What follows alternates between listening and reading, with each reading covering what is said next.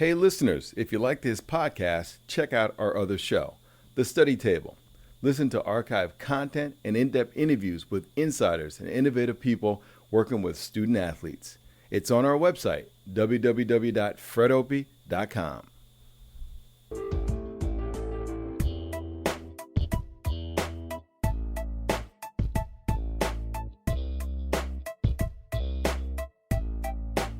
Welcome to the dinner table, a discussion with food as a lens into cultures and societies. I'm Fred Opie. What you're about to hear are excerpts from a food justice, race, and design panel presented at the Black in Design Conference held at the Harvard Graduate School of Design in October 2015. The panel included Fred Opie, Cassandria Campbell, Euneika Rogers-Sipp, and moderator Seitu Jones. Bryant Terry and Didi Emmons curated the meal for the event. Enjoy the show. Frederick Douglass Opie is a professor of history and foodways at Babson College, right here in the Boston area. And Fred Opie is a real deal culinary historian. He's a person, through his blog, has been able to take our food traditions and place them in this contemporary context and give us this understanding of ourselves through our many traditions. His most recent book is Zora Neale Hurston on Florida Food Recipes, Remedies, and Simple Pleasures. Join me in welcoming Fred Opie.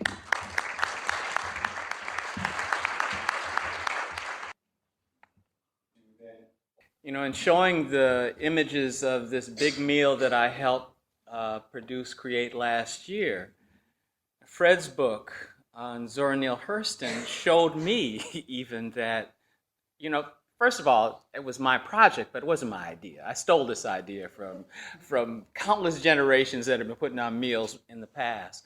But his book has all these images of these large-scale meals. You know, folks cooking hundreds of chickens at once, and hogs even. You know, it's all part of this tradition. But and so, what are these changes in our culinary tradition, or what is you touched on this a little bit? What has kind of exacerbated those changes in or this break in our culinary traditions, or from our culinary traditions? All right. Well, I'd say there are a couple of things. I'm teaching a course right now on African history and foodways at Babson. And one of the questions, my students are actually taking an exam, and preparing for that exam, one of the questions that I ask them to look at is, what changes our food traditions? And there's typically three things that influence our food traditions and how we eat. And one is migration. Sometimes that migration is on your own initiative, but in the case of many of us, it's forced. And when I say forced, I'm not necessarily talking about going back to the period of slavery. We don't have to go back that far to Jim Crow. Those that come from Latin America and the Caribbean don't have to go back that far to political persecution and prosecution, which caused people to migrate. There's also conversion, that when you convert to a new religion, that will often change your food traditions. There's marriage. When you marry somebody, you typically will take on a new food tradition. And I think probably the last one I think is real important to consider is economic dislocation. When your finances change, one of the first things that will change is how you eat and how you feed the people who are dependents to you. So I think that's an important part of that. I mean, I guess I would comment on that by saying that, you know, in addition to that there is, in the sense of people farming, and what we've seen in the sense of revitalizing it in the South is, you know, that migration piece was part of a disconnection. You know, it created a disconnection to this, you know, a break in the pass on of the legacy, the actual, the intellectual capital that we all have, the social capital that's in community that actually makes all of this relevant.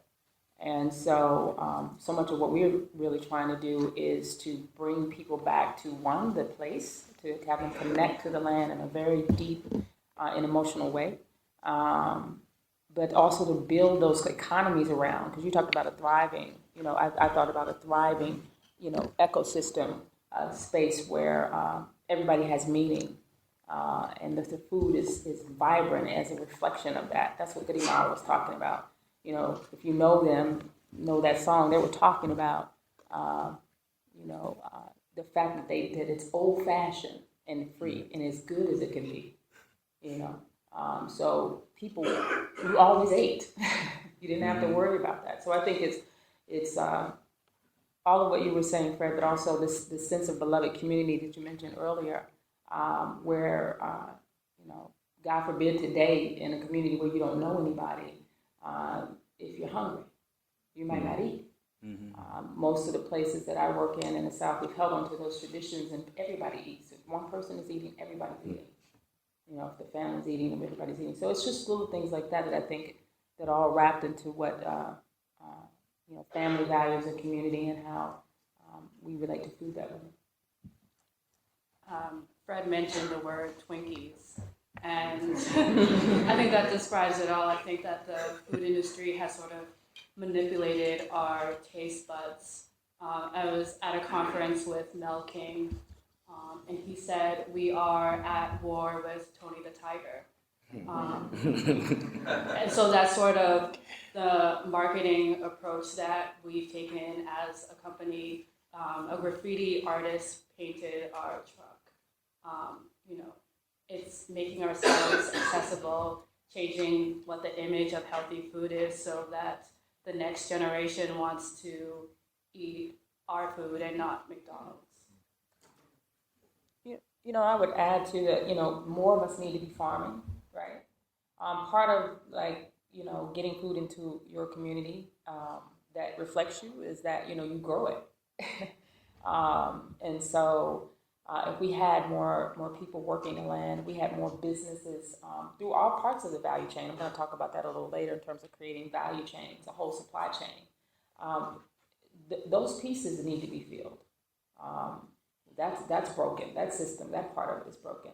And so, we've got a lot of work to do to actually be able to create the type of infrastructure that makes this type of experience real on a day-to-day. I have a design question here. How do urban streetscapes and rural landscapes affect our local food systems? Well, the first thing that comes to my mind is an interview I did with my father.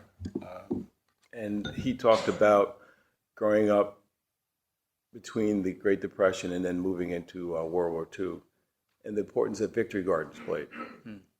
People often forget that one of the parts of the war that people played on the home front in supporting troops is making sure that they had most of the food was going to feed the troops. And therefore, how do we maintain and sustain the food system at home? That was Victory Gardens. So that the government at the federal level made sure that land as well as tools and seed were available for people to produce their own food. So I'm from Westchester County, the Hudson Valley, and my father tells the story of his father going down the street from the house where the Victory Gardens were there, and would work those gardens and would eat from those gardens. So I think that's a real important part. Consider where you work now, and why not advocate for space to have a garden on your job?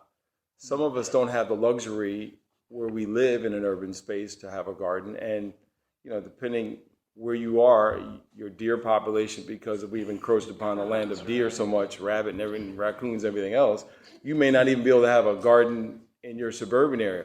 But why not advocate for a garden on your job that is either fenced in or, Will Allen at Growing Power has done a great job of showing us how you can take an urban space and transform it into a food garden, a subsistence garden. So we've done that at Babson, and it's been a great teaching tool for my kids that when they think about tomatoes, when they pick a tomato and eat it, and then versus getting it at a salad bar, it's not even a comparison for them. So it's a great way to eat fresh food in an urban setting and cross that whole vision of the space between, because we too often think of food coming from rural spaces, and we disconnect that you can make a rural space in your urban space if you're creative.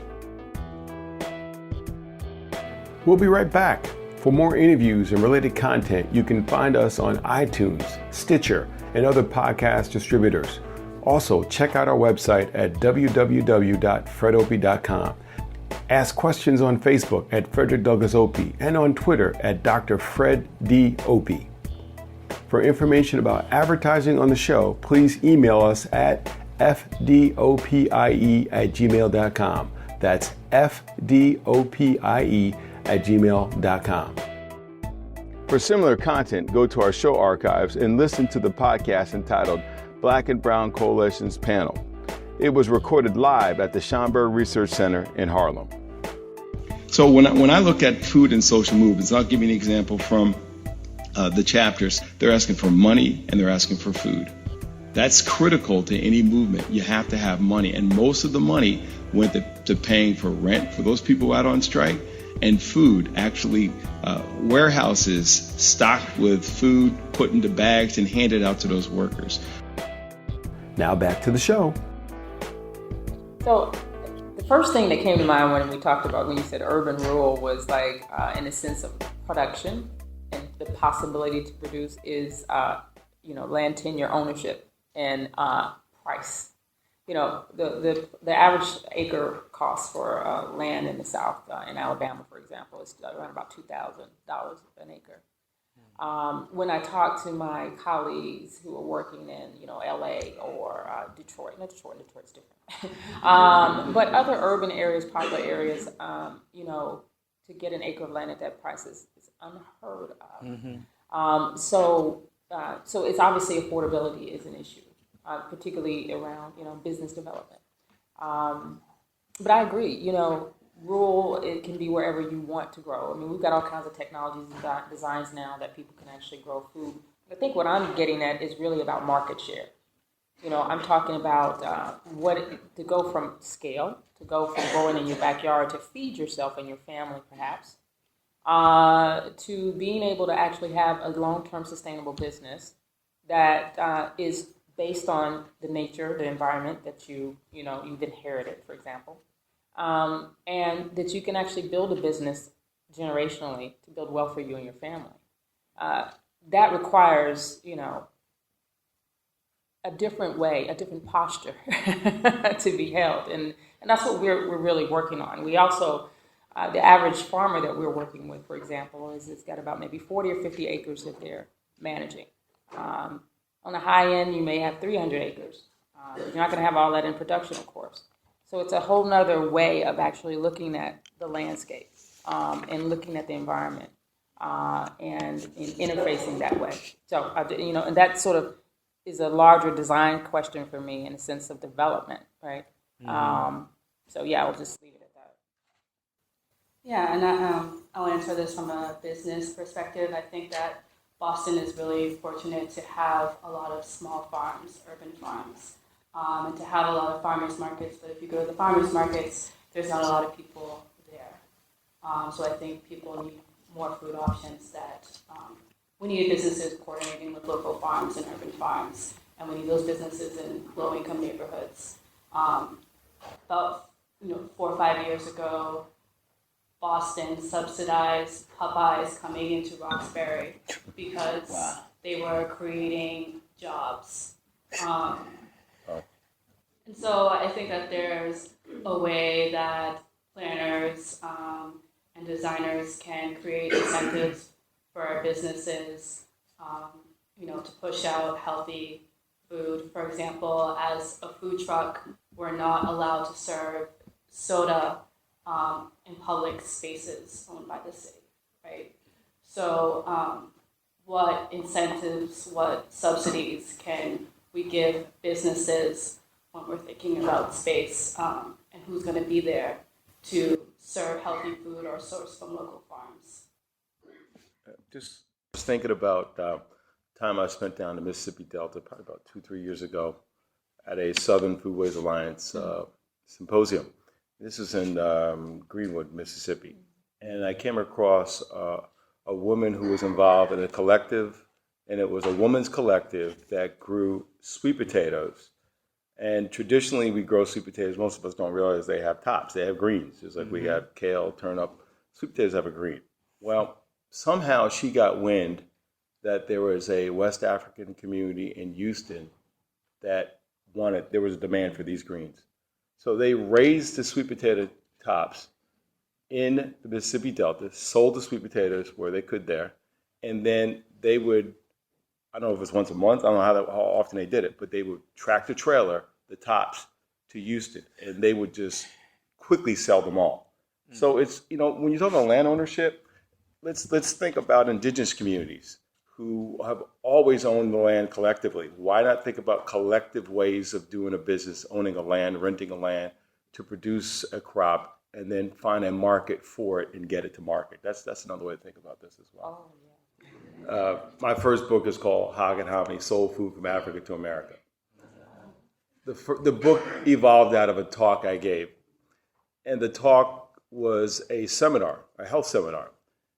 And I intervened as the person to look at the food element of our health as people of African descent. And I wanted to trace, where did the food change? When did it become unhealthy, et cetera, et cetera. Very, very much related to what you're talking about. The last chapter of the book is called Food Rebels. And it looks at people like Elijah Muhammad, Nation of Islam, their interpretation of what healthy eating is. Dr. Alvina Fulton, which everybody should know, out of Chicago, South Side. I mean, just amazing. She was what they would call the dietitian to the stars. And just many people would come to her, travel just to get her advice. So I guess when you talk about soul food, it comes to which iteration of soul food are we talking about? Because before we left the continent, we know that the majority of people, I guess you could say this across the world, the majority of what they consumed was vegetables, plant food, and meat was a special occasion. You had somebody visiting, you had a new birth, you had a wedding, you had a death. It was a special occasion. One of the people that I interviewed said that the problem we have with soul food now, it went from special occasion food, frying chicken was Sunday only because it's labor intensive, all right? But we now have food like that available 24 hours a day.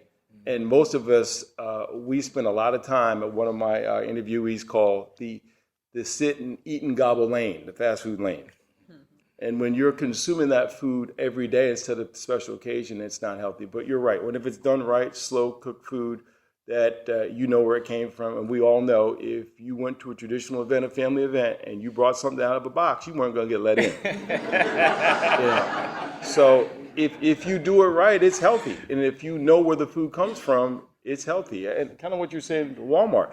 Folks, we have to realize that Walmart and every other retail people, they understand the value of placing a sign of local produce, locally produced. It's a marketing gimmick that we need to take advantage of. So if you know where the foods come from, you eat in moderation, you eat on special occasions, you should be fine.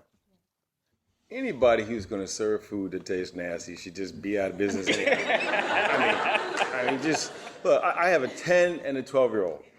I do the cooking in the house because I love to cook. I love that creative process. It's also relaxing for me.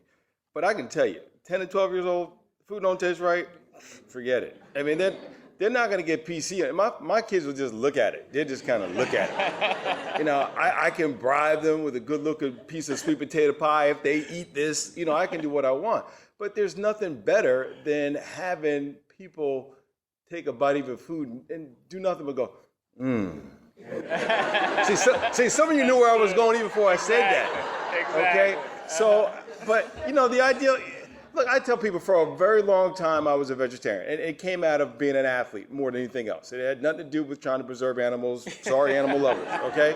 It had to do with athletic performance. But when I increasingly was asked to do shows and be on shows and interview people, it meant that I was going to have the possibility of somebody who comes from an area that doesn't have a lot of money. They hear this production company's coming, and they've spent the whole time making this food. Now, I'm not going to turn my face up and say I'm not going to eat this because I'm a vegetarian. So I had to change my diet. But I can tell you that it's so true what you say. If you raise, whether it be plants or animals, the right way, most chefs will tell you, you don't have to mess with it. Mm-hmm. French food, a lot of the food that we talk about as high cuisine now, if you go back and look at the history, It was people who were salvaging this food from the garbage of the wealthy, slow cooking it, seasoning it to the point where you wouldn't know that at one time it was rancid food. Now, they fooled us into paying a whole lot of money now, but that's how it started. You know, and to respond to that comment, this would be a perfect time to acknowledge our two chefs that were involved in this program. Didi Emmons, who's right from here, who prepared the food with a team of people here in Boston, but in particular, Bryant Terry. You know, Bryant talks about that a great deal. Bryant is a chef based in Oakland, California, and is a vegan. And his last book was called Afro-Vegan, Farm Fresh, African, Caribbean, and Southern Flavors, remixed. and so when we say vegan, you know, we have this impression, oh man, you know, is this cardboard? Is it tofu? Is it all tofu? And Brian, and I would give a plug to Brian's book and tell you to check it out and check out the recipes in it as well. And he really emphasizes flavor. Another thing that he talks about, and I heard this from a friend who is a Japanese American, a sculptor, but also a sushi chef. A sushi, I can't even say it today. Yeah, I'm losing my tongue here. But Kenji says over and over, and this is one of the things that Brian talks about, is that first you eat with your eyes. And so it can't look nasty either. It has to look good, look appetizing, and then it has to taste good as well. And I would also direct you to look at the program and look at this comment or this statement that Bryant made about today's meal that really talks about the social economics of eating, talks about the food system a little, and really kind of prefaces what we're going to eat today.